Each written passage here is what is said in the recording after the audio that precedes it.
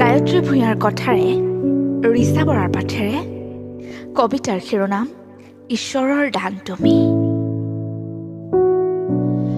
চনপৰা পথাৰৰ দৰে আছিল মোৰ কলিজাখন।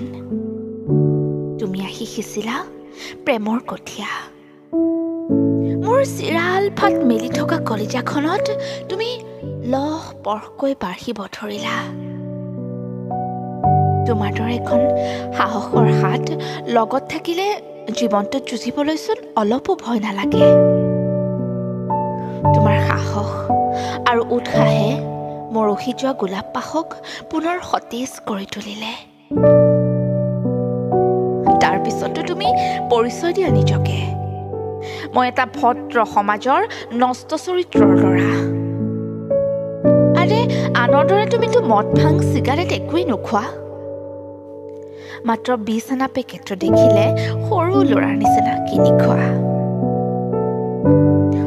তোমাৰ কাৰণে আজি মই জীয়াই আছো। তোমাৰ সাহসৰ বলতে জীৱনটোত যুঁজিব শিকিছো। তোমাৰ প্ৰেৰণাৰ বাবে মোৰ ক্ষমতা ৰাইজৰ আগত দাঙি ধৰিব পাৰিছো। তোমাৰ ওপৰত থকা মোৰ বিশ্বাসৰ বাবে আজি মই শত্ৰুকো বৰপীৰা দিবলৈ শিকি লৈছো। তোমাৰ কথা ক'বলৈ আজি মোৰ শব্দৰ অভাৱ হৈ পৰিছে। ইংৰাজীত কিবা এটা কয় নহয় সকলোৱে ভাল পোৱাৰ অৰ্থত।